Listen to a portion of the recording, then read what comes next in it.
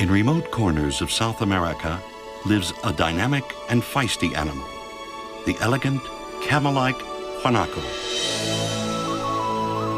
You've got to be tough to be a guanaco, especially a male guanaco. In the southern Andes Mountains, fierce blizzards and crippling cold threaten to freeze you to death. Then there are killer cats. This is the home of the mountain lion, known here by the Inca name, puma. It's a strong and powerful predator. If the puma does kill you, a long list of animals will gladly dine on your remains, including little gray foxes and giant Andean condors. And you can't even trust your own kind. If the cold or the cat doesn't kill you, rivals for your territory will certainly try. But without a territory, you can't get a female to breed. So a male guanaco's life is filled with conflict.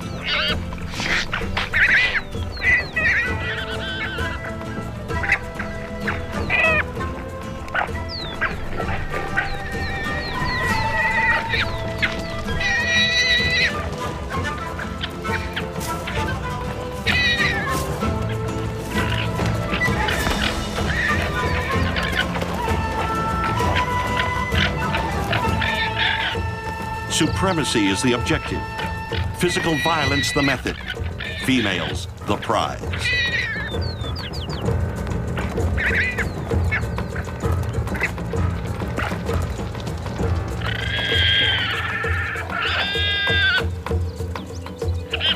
So if you're a male guanaco, tough isn't enough.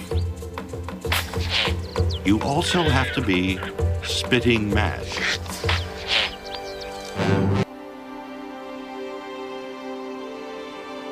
Born of volcanic fire, carved by ice and wind, the famous granite towers of Piney are the crowning glory of the world's longest mountain chain, the Andes. This is southern Chile's Torres del Paine National Park, only 1,000 miles from the ice cap of Antarctica. And just over the mountains is the Pacific Ocean, a birthplace of storms. So this land is battered by some of the fiercest winds on Earth.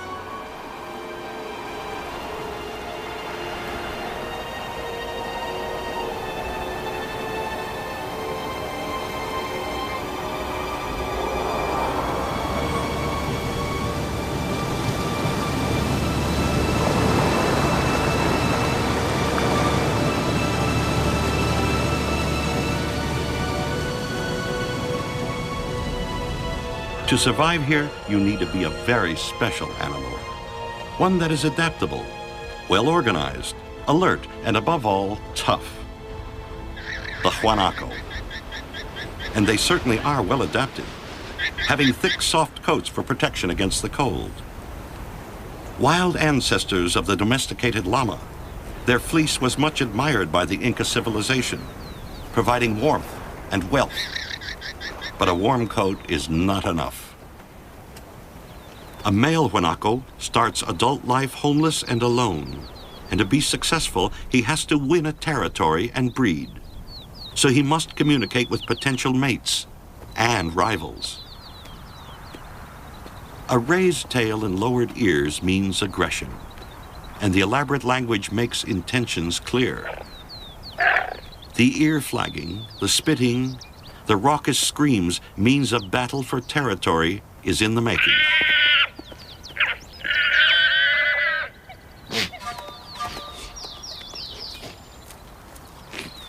The war dance confirms they will fight, and the final exchange of insults starts the conflict.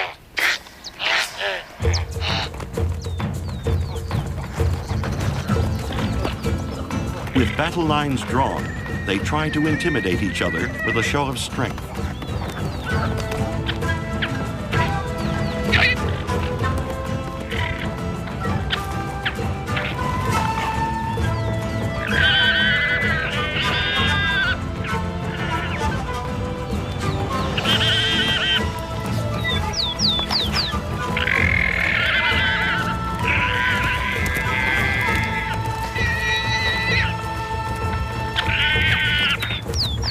If that doesn't work, it's gridiron mayhem.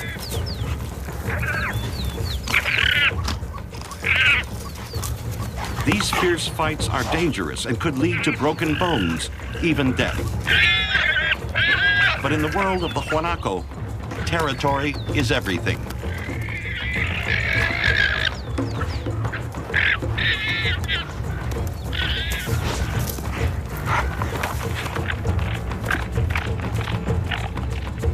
The rival must be driven right out of the territory.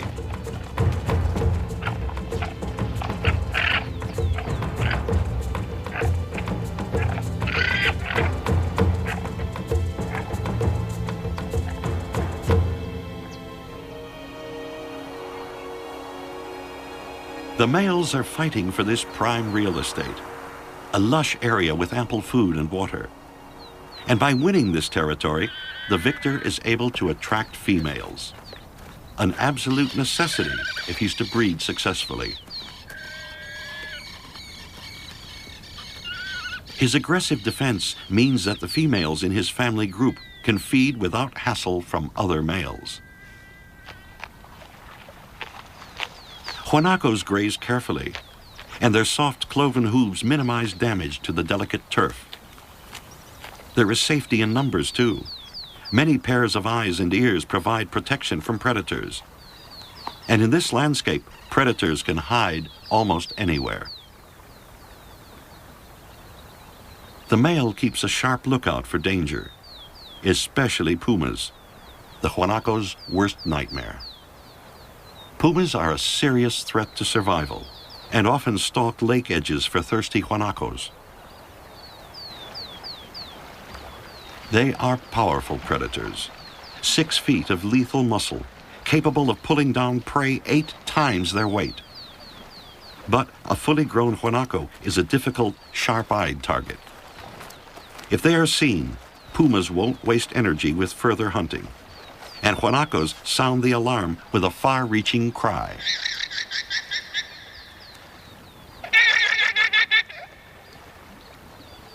These powerful cats spend most of their days grooming and resting in preparation for nights of hunting.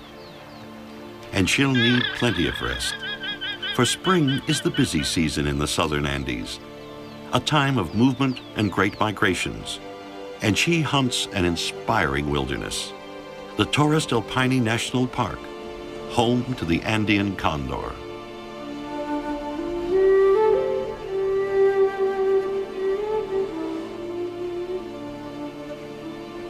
One of the world's largest birds, the condor's 10-foot wingspan looks big even in this mighty landscape as they cruise the wild skies in search of carrion.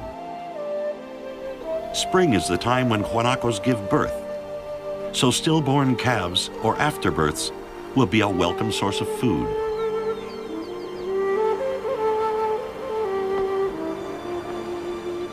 Young guanacos, called chilengos, are vulnerable. And because there is safety in numbers, females synchronize births.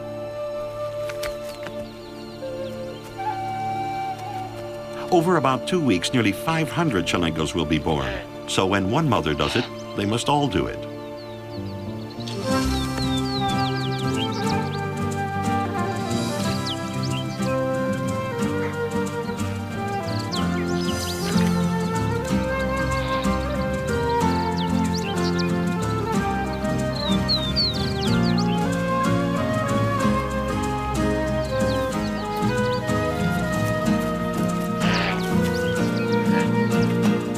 It is no wonder that spring is considered the high season in these wild mountains, and the young guanacos are eager to become part of the celebration.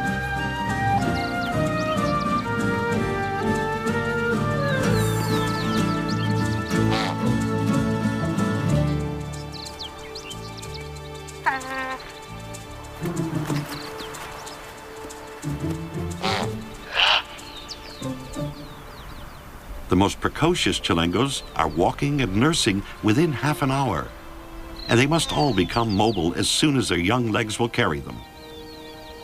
And quickly, for the danger of puma attack is never far away. The cats watching from some lofty crag with hungry eyes.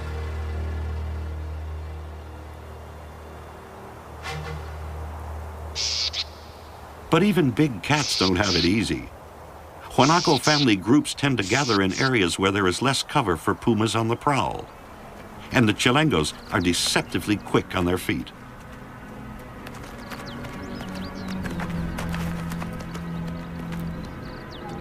Fast or not, they are in mortal danger, for they are the puma's favorite prey.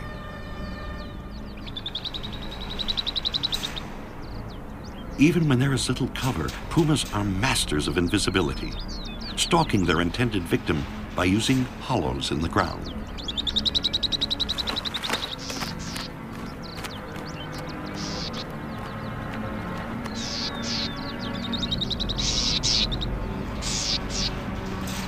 Many chilengos die in their first year, but now is the most dangerous time of their lives, especially if they leave the relative safety of their mother's side.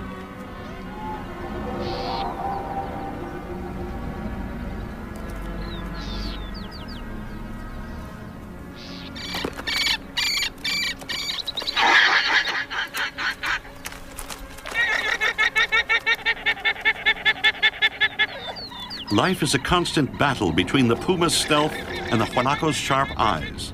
This time, the eyes win.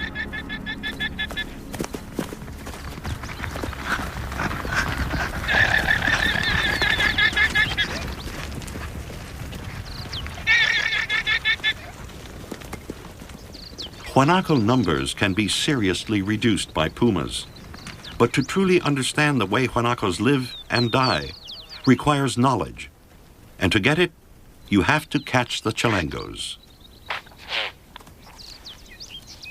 Dr. Bill Franklin and his helpers have been studying guanacos since 1976. And with so many years' experience behind him, he knows this mother is being difficult and dangerous.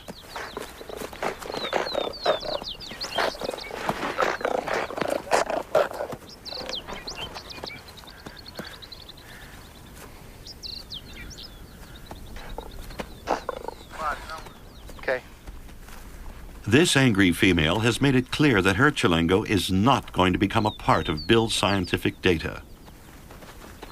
But Bill also notices something else about the female. Not only is she very aggressive, she is also rather fat. So he leaves her to regain her composure in peace, but instructs one of his students to watch her from a distance. It soon becomes obvious that this particular guanaco is a very special mother.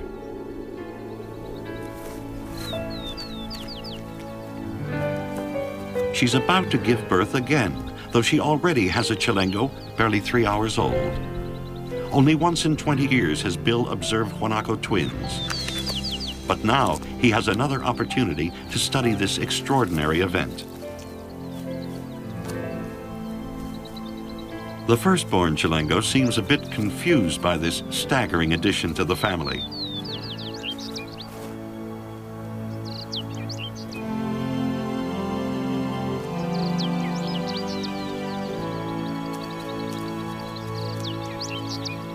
During the coming months, scientists will closely observe the twins as they face the dual threats of bad weather and puma attack.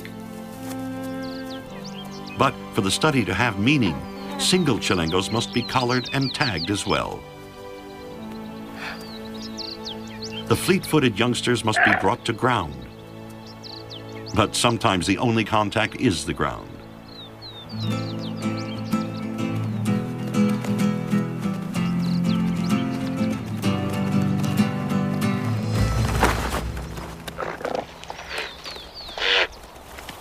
When they're just a few hours old, chilengos are easier to catch and can be handled with a minimum of stress to both mother and chilengo. Wild though they are, guanacos see scientists almost every day and are at ease in their presence. For 2 decades, Bill Franklin has given dozens of students the privilege of studying one of the most interesting animals on Earth, and he is the world's leading authority on these toughest of survivors. Run 13, 14 kilos. Tagging the chilengos allows their habits and movements to be observed and recorded. And while its mother looks on anxiously, her chilengo is weighed and examined. Much can be learned for the health of this chalengo may be a reflection of the health of the region in which it lives. Steady it. Steady it. Holy cow. Yep, 13. Yep. Okay. The chalengos are fitted with radio transmitters, so their life and death struggles can be followed.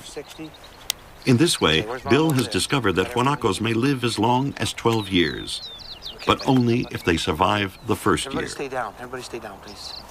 Just walk over. You think The chalengo will be closely guarded by its mother for the whole year. But despite this protection, up to 80% of the year's offspring might be taken by pumas. Separated from its mother, a chalengo is confused and in danger, so Bill is anxious to return it quickly. Keep going on.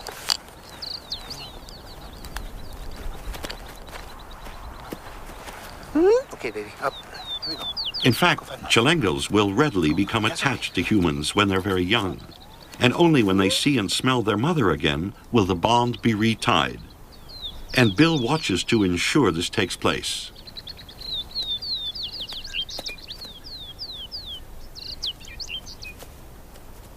To see the two together again is a heartening moment, and mother and chalengo soon rejoin their family group. Once all are together again, the dedicated scientific work of following each collared chalengo's struggles can begin. Summer and winter, Bill's students take to the hilltops to check on the whereabouts of the chalengos. The receiver can distinguish between each collared youngster and also register if there is lively movement or not.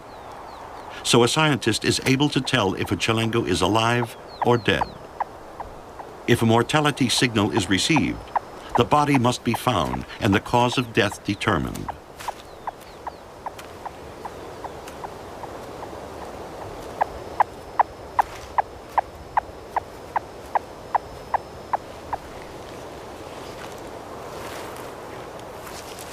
This chalengo was killed by a puma, for the big cats cover their kills to hide them from scavengers. The puma will return to eat its meal under the cover of darkness.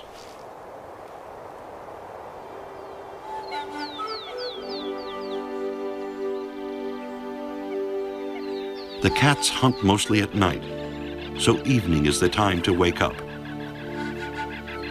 And with pumas on the prowl, night is the guanacos' time of greatest danger. So they have a strategy for staying alive. They move house. Nights aren't entirely friendly to pumas either. A mother with cubs may be ambushed by a male puma from a neighboring territory. So she delays leading her cubs out of the den until the light is fading, and will be careful as she guides them to the kill.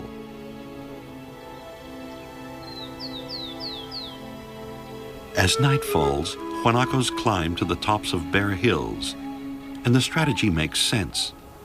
There's less cover up here, which means that even in darkness, pumas will have difficulty approaching without being seen.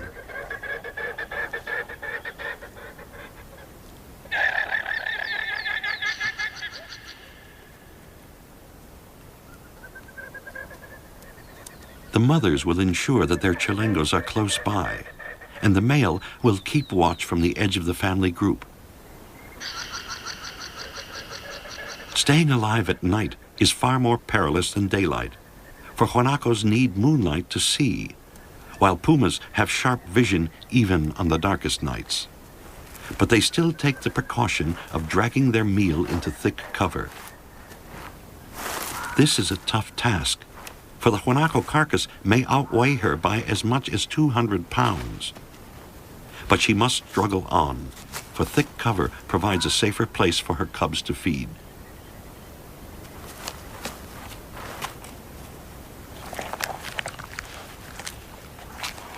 The family shares the food amicably, with the youngsters getting first bite. And once they've filled their bellies, the cubs can indulge in some late-night revelry.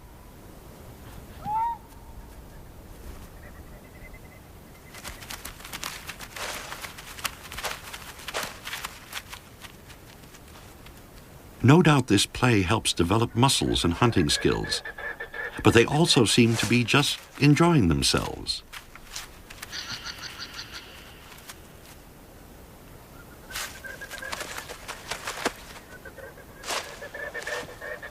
Their mother must recover the carcass, for it will feed them all for at least 2 more nights.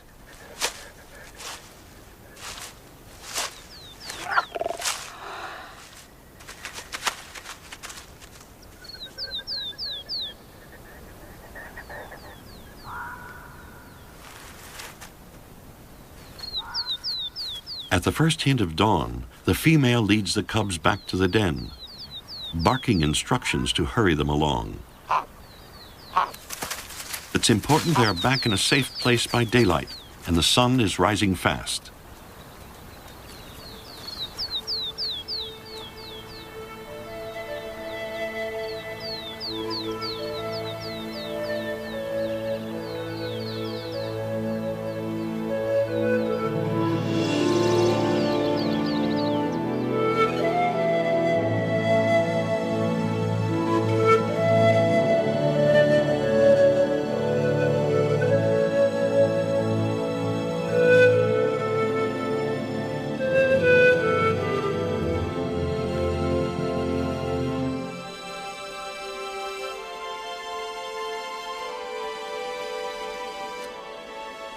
Once the pumas are back at their dens, the guanacos come back downhill to the food-rich meadows they abandon at night. Joining them is a wealth of wildlife that floods into the park during the spring and summer. Many wildfowl breed here, including graceful black-necked swans and the chest-padding ruddy duck.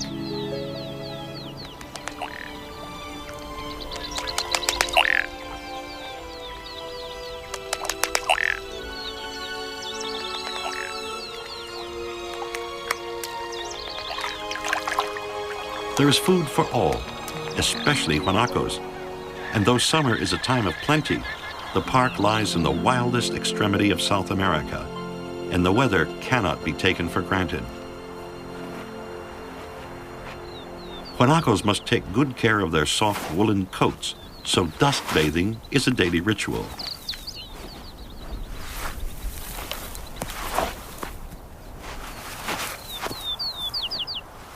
Keeping them in tip-top condition could mean the difference between life and death.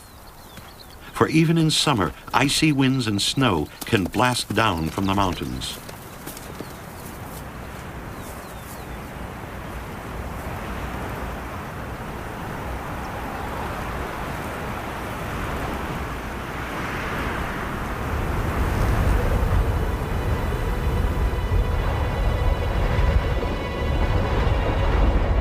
Winds of 100 miles an hour have been recorded here, and driven by these raging winds, freezing snow showers can be a killer.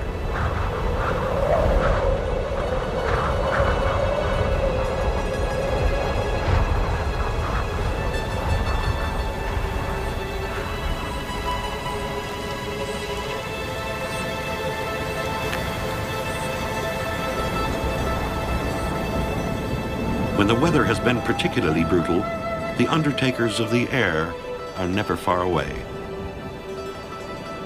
Most chalengos are born around midday. For those that are born late have little chance during hostile summer storms. And once hypothermia sets in, death follows quickly. There's nothing the distressed mother can do.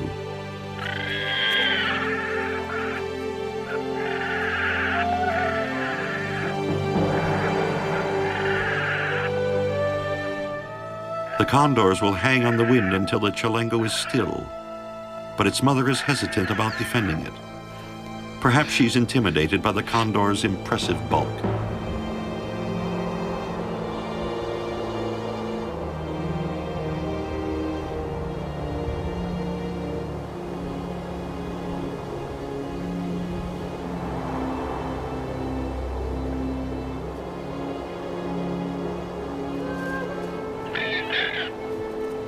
Only when the condors begin eating her dead offspring does she muster enough courage to chase them away.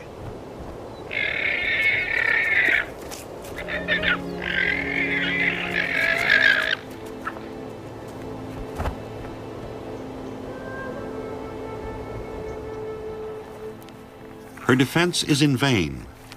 Gray foxes scavenge dead meat too, and their hunger makes them aggressive.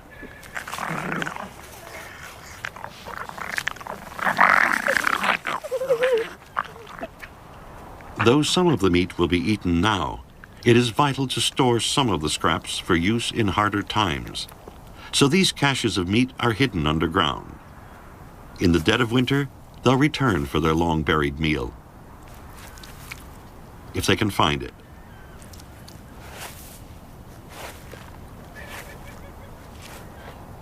Summer can be an easy time for foxes. And like most predators, their cubs are raised on the misfortune of others. Not just dead chilengos and the remains of puma kills, but eggs, birds, and lots of beetles.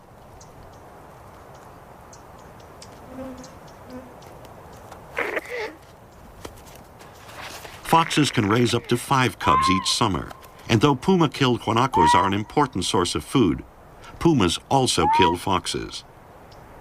So it's best to keep out of sight.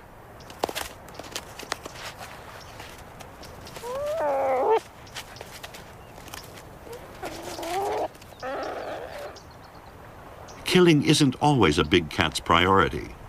Eating a guanaco on a hot summer's day is thirsty work, so she had to abandon the carcass to find much-needed water.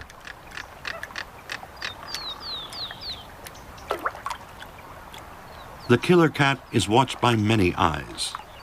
The crested caracara is another scavenger that looks to the puma for leftovers, and it already has the chilengo carcass in its sights. With the foxes frightened off by the puma, it too can benefit from the chilengo's death. Nothing is wasted in this hungry land.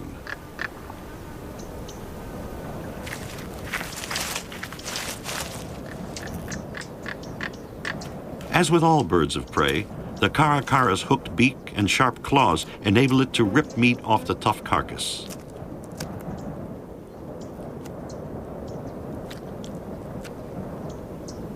The caracara also has a family to feed, so scraps are taken back to its nest.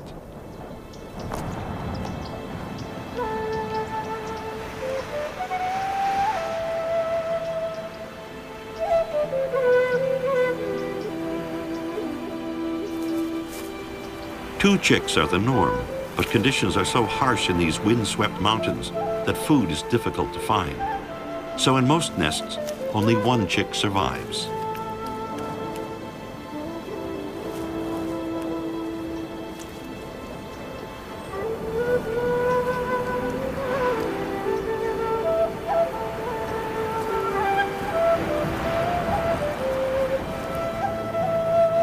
Life is tough in the mountains, and the short summer is a vital time in the lives of local animals.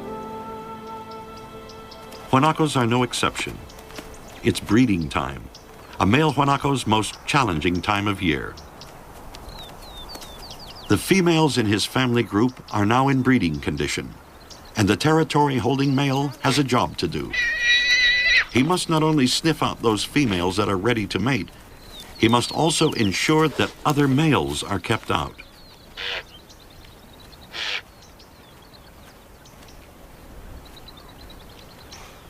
With aggressively lowered head, he dashes around, marking his territory by adding to dung piles scattered around the real estate he calls his own.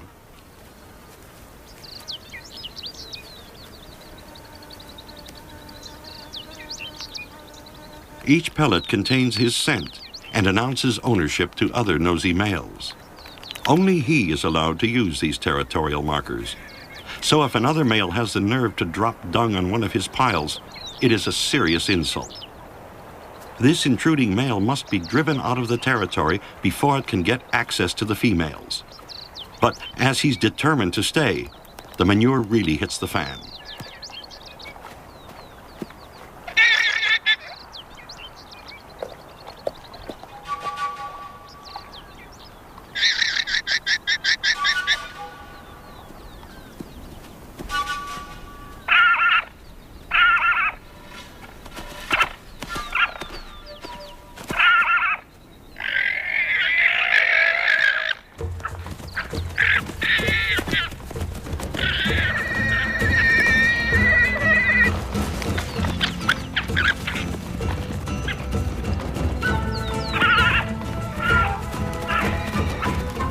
battles for females can be exhausting, the combatants galloping for miles across the hills.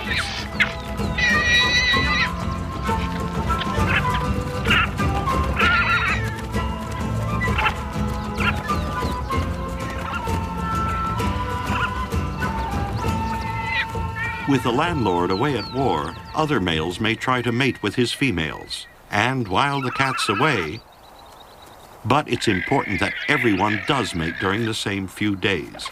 And every male wants a slice of the action. But some young guys never get the footwork right.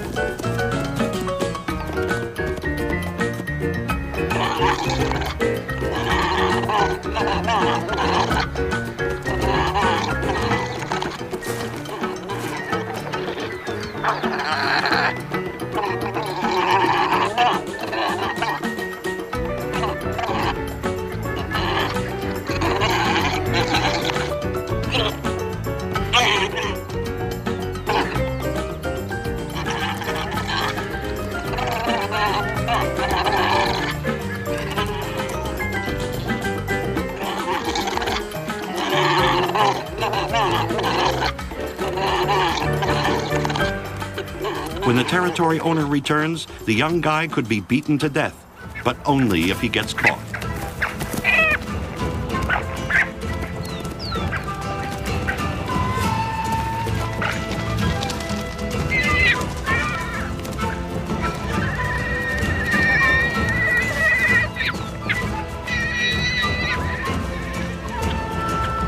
The landlord means business, so the cheating youngster is literally running for his life.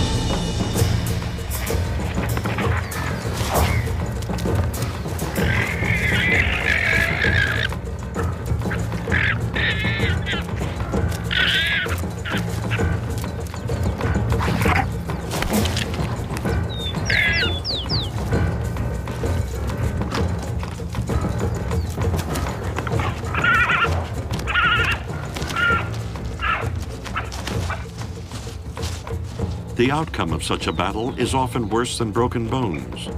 If a puma spots his injury, he could make an easy meal.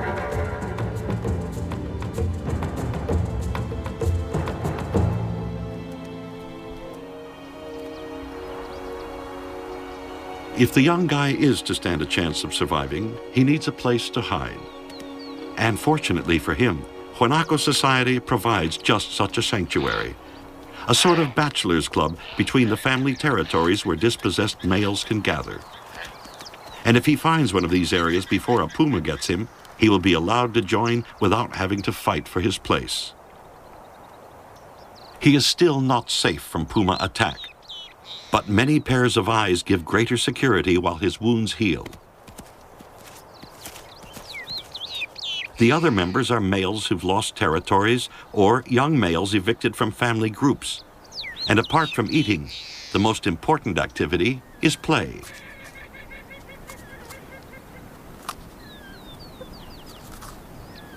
It's here that young males learn the language and rituals of combat.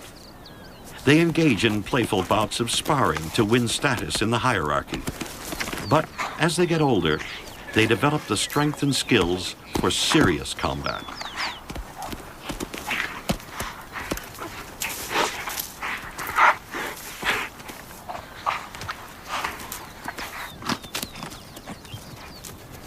Most members will go through 2 or 3 years of cheerful neck chewing before fights become serious. And by then, the mature males are ready to leave the group and try to win a territory of their own. But they may have to wander the hills alone and homeless for months on end. And other big changes are in the air too. Nights are growing colder. Autumn mists fill the valleys. Life is getting harder.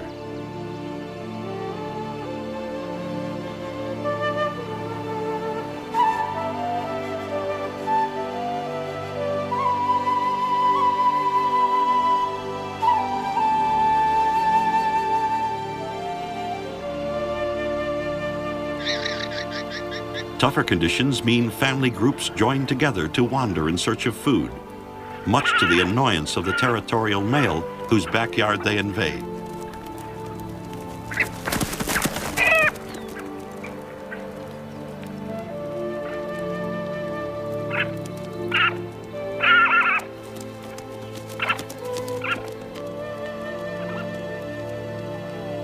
With autumn's glorious colors in full bloom, the herds move around even more, forcing the pumas to track them during the day so they can hunt them during the night.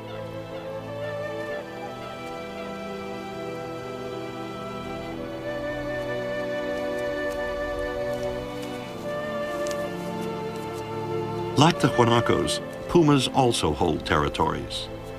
As much as 60 square miles for a female like this, but often larger for a male. Guanaco real estate is divided up into much smaller areas. So the national park feeds about 2,500 guanacos, and they in turn feed about 25 pumas. But all this is going to change. Real hardship is about to strike. Winter is sweeping down from the mountains. Death travels with the wind.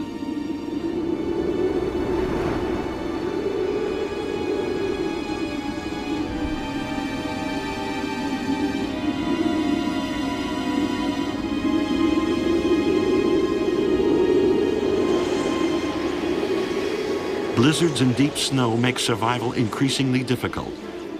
Most of the birds have fled. Almost everything else has to move too. Guanacos, foxes, pumas, all search desperately for food. And in their search, the guanacos' hooves leave a scent trail, making it easy for the pumas to follow.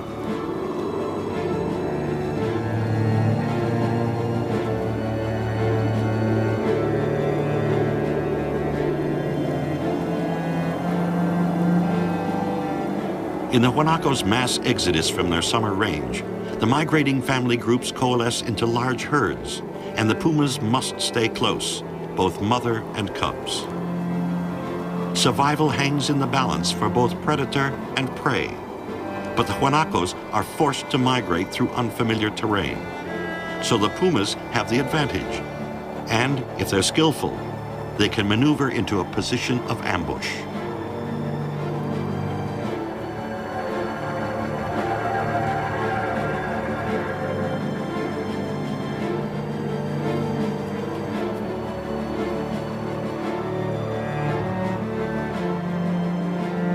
To add to their problems, the guanacos have to migrate into areas where conditions seem particularly bad.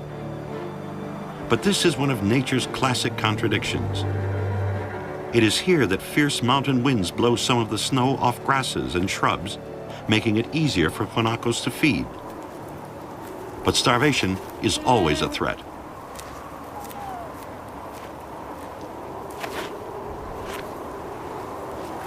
If severe weather persists, it can take a heavy toll to the benefit of the little gray foxes. If they have already exhausted their buried supplies of meat, they are relegated to digging for frozen insects. But they don't ignore the threat from pumas. It's quite the opposite. The foxes actually trail the cats, waiting for them to provide a larger meal. And they may be lucky.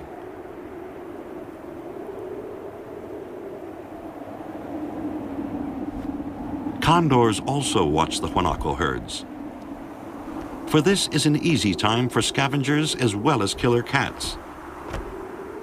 Weakened by hunger, guanacos can be easy prey, and the puma has killed one on the cliff and dragged it down into the valley below. She has partially covered it with snow. But with the threat of thieves from above, she must cover the carcass more carefully.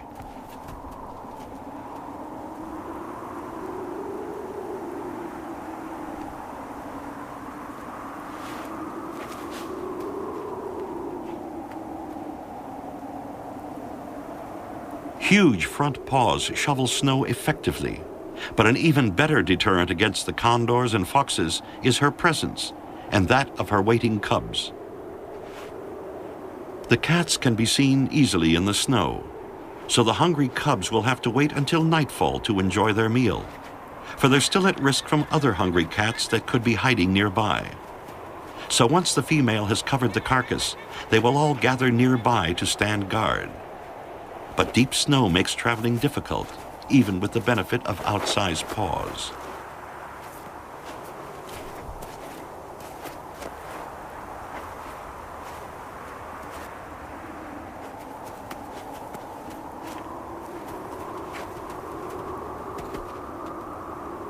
With meat stored in the freezer, the puma family's immediate future is assured.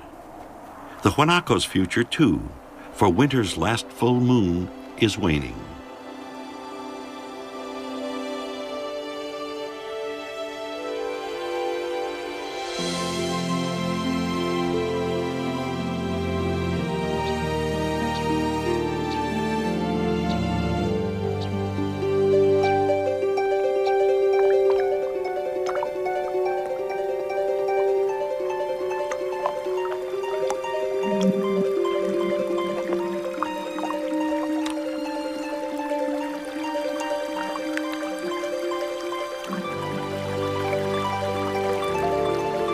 As the sun releases winter's icy grip on the land, the annual spring ritual is repeated.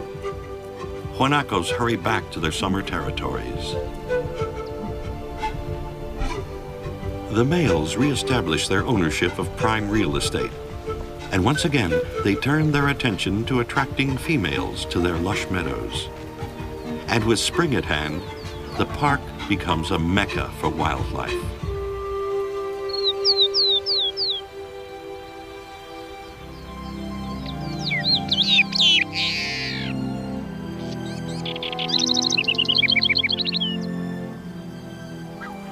The year has come full circle.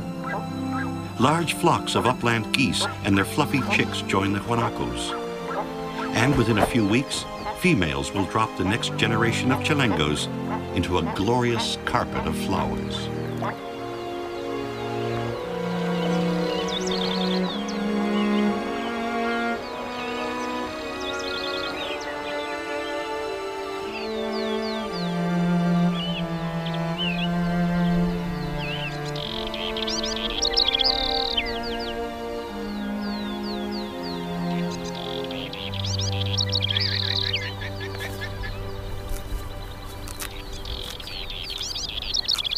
Burgeoning vegetation means there should be plenty to eat. But last year's chilengos eat more as they grow larger, and each family group has a limited feeding territory.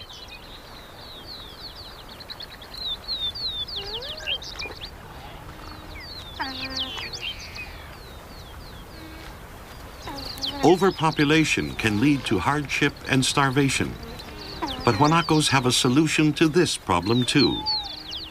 The adult male drives off all of last year's offspring. This is a dramatic turn of events for the yearlings, and they're reluctant to leave home, signaling appeasement to the male with a forward curved tail.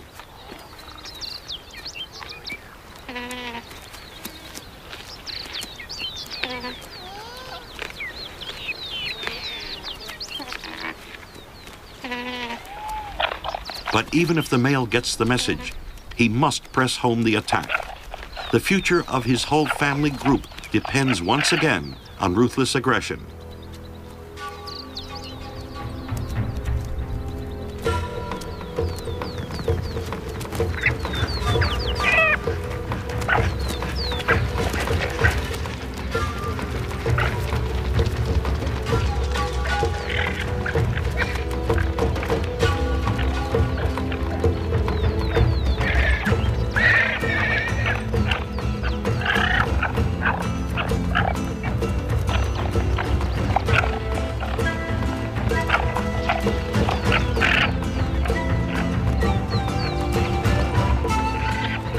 In a desperate attempt to stay in the family group, the yearling circles back around. But the more he tries to stay, the more determined the male becomes. And this could have disastrous consequences. When roused, territorial males can be extremely violent.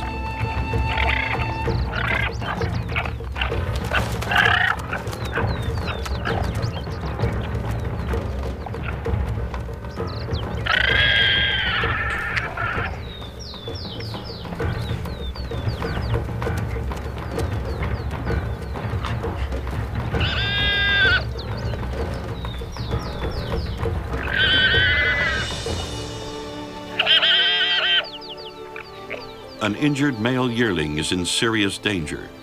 If it fails to find its way to the sanctuary of a male group, its fate is all but sealed.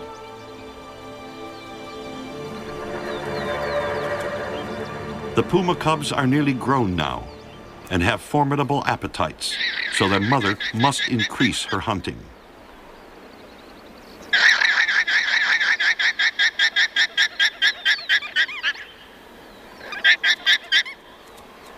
There is little chance for an injured yearling, for the cubs are bolder now, investigating their territory with enthusiasm and no longer waiting for nightfall to eat.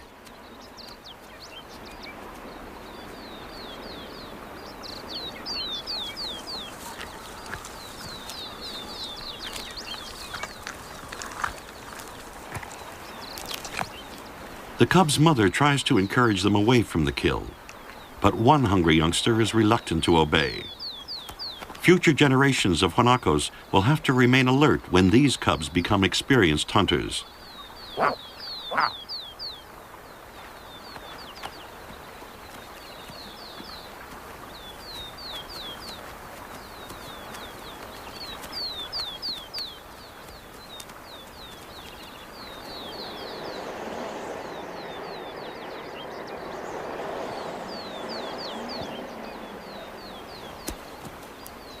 With the big cats at a safe distance, condors and caracaras can once again take advantage of the guanacos' presence here.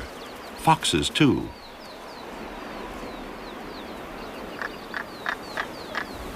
In fact, the guanacos' life and death is the essential pivot upon which all life is poised. For their competitive social system has evolved because it makes maximum use of the land with minimal damage. Guanacos are now protected in Chile and are holding their own, but in many ways they protect themselves. With so many lone males waiting for a chance to win a territory, it's almost certain that only the strongest males will breed. Their future, and that of all guanacos, depends on the survival of the fittest.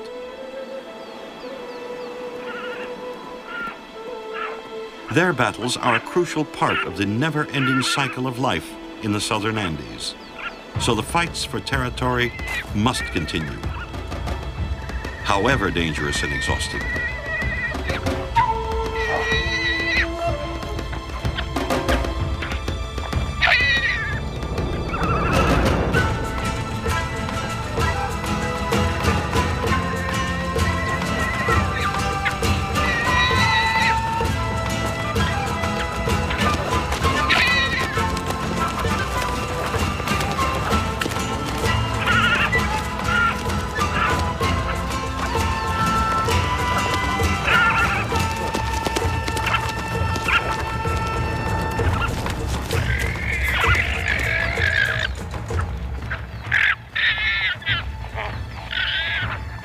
For the land to sustain life, there have to be winners and losers.